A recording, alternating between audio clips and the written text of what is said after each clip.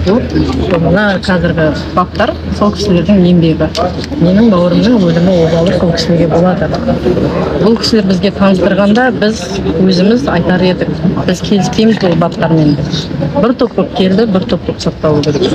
Мен жеке өзім осы позицияда қаламын. Қазіргі таңда да сот біткеннің өзінде де ата-аналары да бізге атылады. Сотталушылар да терезелерін орап бізді полнота көрсетіп, біз шықпаймыз деп ойлайсыздар ма деп тұрып, жестпен бәрі нәрсесін көрсеттік, ауызбен де айтып кетті. Мен болашақта кім болса да ата-ана әрдайым бала-шағасына уайымдайды. Мынандай жағдай болмасын ешкімнің бауырды деп, болмаса баласы деп мынандай өліммен өлмесін. Бірақ бұл кісілер әлі күнге дейін ешқандай жазаны мойындап тұрған жоқ. Бұл тікелей біздің өмірімізге қоқан-лоққы жасау. Біздің қорғаушыларымызға да сол нәрсені жасап тұр. Жеке Дима Мұхаммед Қаматайға да солай көрсетілген болатын. Бұл сол кісілерге барлығымызға сол жерде болған ата-ана тарапынан да олардың и балалары да сол жерде терезені шақпақшы болып, собор қызметтеріне рахмет айтамын. Дер кезінде бізді алып кетті, и оларды да алып шығып кетті.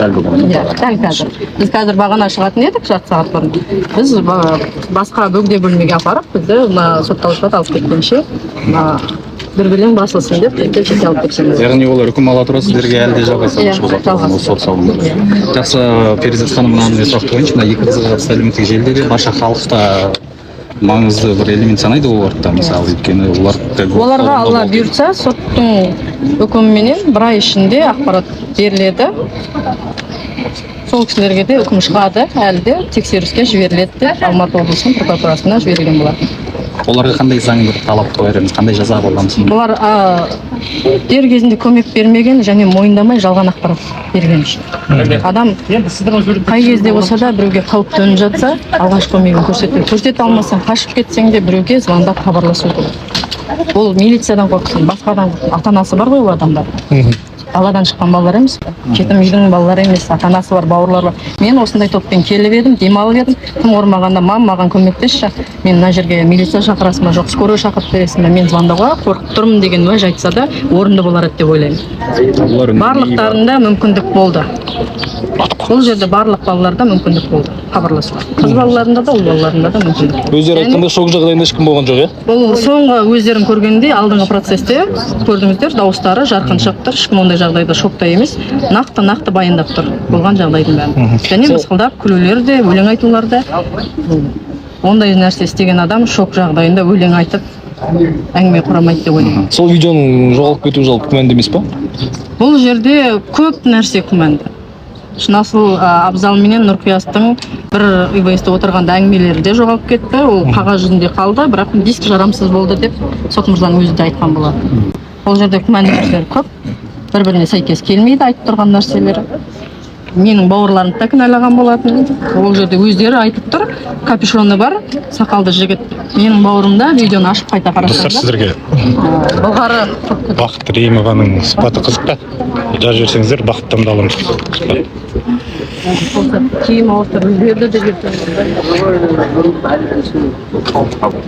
Алайық міне, Бақыт Рейімова қарындасымыз. Сотталушылардың тарапынан болды, өздерінің белгілерін көрсетті. Міне Бақыт Рейімовадан сұхбат алайық.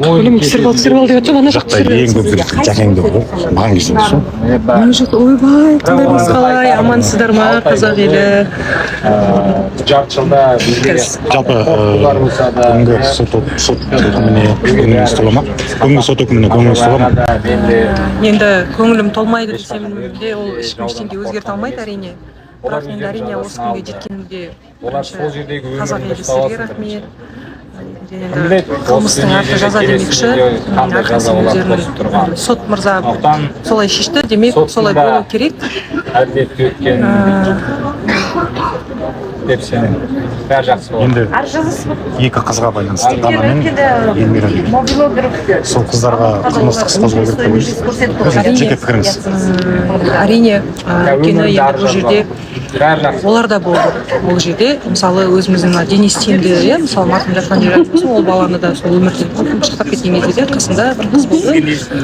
Қызға да солай жаза берген еді. Әрине, әрқайсысы өзінің тиісті жазаларын алса екен. Енді алды деген үміттемін әрине. айтқан жоқ арасында қазақ елі үшін рахмет, сізге рахмет көп. Шүкір, Аллаға шүкір. мен не деймін, Сабыр тілеймін әрине. Ең бастысы бәріне. Сонша нервтарыңыз кетті, бәрінің қаншама уайымдаған кісілер болды. Жүз жасаңыз. Самалға барып. Сіз кімсіз? Ал достар, тағы айтарым бар дейді. Иә, тағы айтарым бар, айтпақшы, жаңа айта кеткенде тағы да айтамын, қазақ елі сіздерге рахмет, одан кейінгі Мейірман ағамызға, енді өздерің білесіздер, Мейірман ағаға рахмет, мынау Жан мырзамыз жүр. Сот үкімі шықты. Шынасыл Абзал 23 жыл. Рабил Сакиев Рабил 20 жыл. Азамат Тоқтаубаев 15 жыл. Нұрқияс Ілияс 9 жыл. Ысқақ Туман 1,6 жыл, 1 жыл 6 ай. Қалғандары Дархан Әскентай, Шыңғыс Белғожаев, Нұрбол Тоқтаубаев және Дидар Қалиахметов дегендерге 7 жылдан. Енді бұлар 1 жыл өтелді деп есептеледі. Өйткені жаңағы осы уақытқа тергеу амалдары жүрген уақытта 1,5 күн болып есептелген жағдайда 1 жылдардың барлығы өтеді. Енді жаңағы рақымшылыққа ешқандай ілінбесін дегенде, удо болмасын дегенде нақты сіз айтқан жоқ үкім шығарған кезде. Сондықтан бұлар рақымшылыққа ілініп кетіп, өздерінің сұрақтарынан әлдеқайда, осы берген сұрақтардан әлдеқайда бұрын шығып кетуге мүмкіндіктері бар бұлардың. Моральдық төлем 120 миллион деп тоқтатты. Әрине 9 адамның бірдей туған туысқандары бар, жан-жақтың ағайын туысқандары бар. Сондықтан жаңағы рақымшылықты пайдалану мақсатында бұларға 120 миллион қатты үлкен күрделі сума деп айтуға келмейді. Әрине бір қарасаңыз үлкен сума сияқты, бірақ дегенмен де 8 адамға шаққанда 8 адамның каждыйына 80-80-нен туылған туысқандары бар, ағайын туысқандары бар деген кісі. Поэтому олар өздерінің балаларын ертерек шығу үшін бұл суманы іздеп табады. Табылмайтын сума емес. Көңіліміз толмайды, өз басым, жеке басым көңілім толмайды. Әлдеқайда жоғары, әлдеқайда көбірек сұрақ алу керек еді, бірақ дегенмен де жаңағы қарсы тараптар апелляцияға шағым береміз деп уже айтып жатыр ғой жаңа эфирлерде. Жаңа сотталушылар. Олар қайта қуануы керек осындай жеңіл жазадан құтылғандарына. Енді әрине аналардың көздерінің алдына жас келіп жатыр. Бұлар қанша қылмыскер болса да, қанша айуан болса да бәрібір қазақтың балалары. Ішің ашиды. Жұмыстарын істеп, өздерімен өздері жүргенде бүйтіп сотталып кетпеседі. Қыршыннан қыршын 16 жастағы бала кетпеседі. 16 жастағы балаға мындай аяушылық көрсеткенде, өлтірмегенде өздері де осылай қазір аналарын шырылдатып қойып соттамас еді. Қылмыстың өтеуі жаза. Бұл жағдай көпшілікке сабақ болды деп ойлаймын. Мына соттың ашық өтуі де көпшіліктің жаңағы көзінің ашылуына, заңдық тұрған өздерінің білімдерінің нығаюына көмектесті деп ойлаймын. Сонымен енді Шерзаттың аруағын жайына қалдыру керек. Болар іс болды, бояу сіңді, енді бұл үкім өзгермейді. Қанша екі жақтан да қанша апелляциялық шағым түсірсе де өзгеруі екіталай деп ойлаймын. Өйткені бәленбай томдық іс, 200-ден астам адамның куәгерлік көрсетілуі, қаншама дәлелдеме құжаттамалар, 1 жылға жақын уақыт тергеп тексеру амалдары, сот процестері, енді бұны қайтадан ешкім қазбалап оны қозғай қоймас. Шерзаттың тақырыбы жабылды, бірақ Нұрғанаттың өлімі себепсіз қалмауы керек.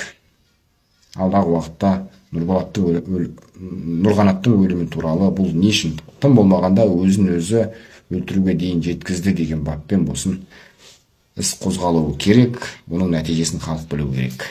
Шерзаттың мәселесі, Шерзаттың тақырыбы жабылды.